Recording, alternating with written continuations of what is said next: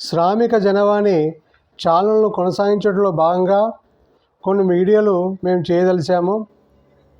ఆ వీడియోలు మరి ప్రజా సమస్యల మీద, ప్రభుత్వాలు తీసుకున్నటువంటి పథకాలపైన, పథకాల యొక్క లోటుపాట్లు, సాధక బాధకాలు వివరించడం కోసం ఈ వీడియోలు చేయదలిచాము మేము. మరి ఈ వీడియోలో భాగంగా నేడు తెలంగాణ రాష్ట్ర ప్రభుత్వమైనటువంటి కాంగ్రెస్ ప్రభుత్వము మనది ప్రతిష్టాత్మకంగా తీసుకున్నటువంటి 6 ఉచిత పథకాల్లో మొదటిదైన ఉచిత బస్సు సౌకర్యం. ఈ ఉచిత బస్సు సౌకర్యం పేరిట ప్రభుత్వం 100 కోట్ల రూపాయలు ఖర్చు చేస్తూ ఉంది. మరి ఈ 100 కోట్ల రూపాయల ఖర్చు అనేటువంటిది సామాన్య పౌరులకే ఉపయోగపడుతుందా, బడాబాబులకు కూడా ఇది చెందుతుందా అనేటువంటిది మనం దీని గురించి ఆలోచించాల్సిన అవసరం. మరి ప్రతిష్టాత్మకంగా తీసుకునేటువంటి ఈ పథకము విద్యార్థులకు, నిరుద్యోగులకు, మరి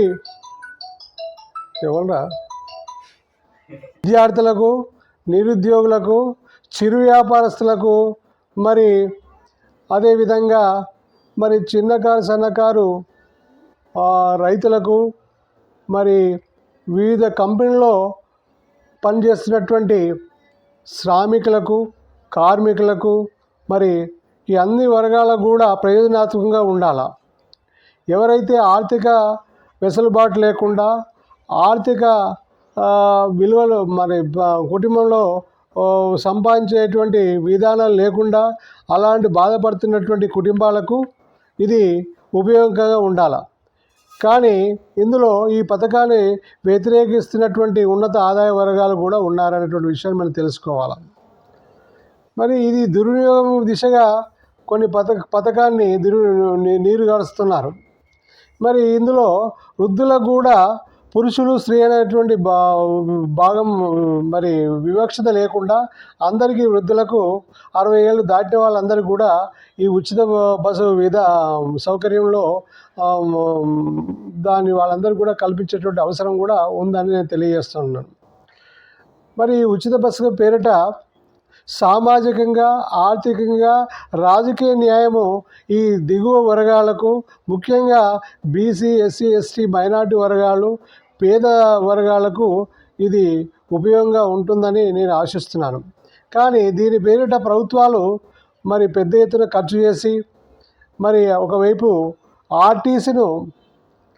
ఆర్టీసీ కార్మికుల యొక్క శ్రమను దోచుకుంటూ, వాళ్ళకు శ్రమకు తగ్గ వేతనం ఇవ్వకుండా, వాళ్లకు బోనస్లు ఇవ్వకుండా, వాళ్లకు గతంలో చెల్లించవలసినటువంటి డిఏలు కానీ పిఆర్స్ కూడా ఇవ్వకుండా వాళ్ళ శ్రమను దోసుకు వాళ్ళ ఇబ్బందులకు గురి చేస్తూ ఉన్నారు.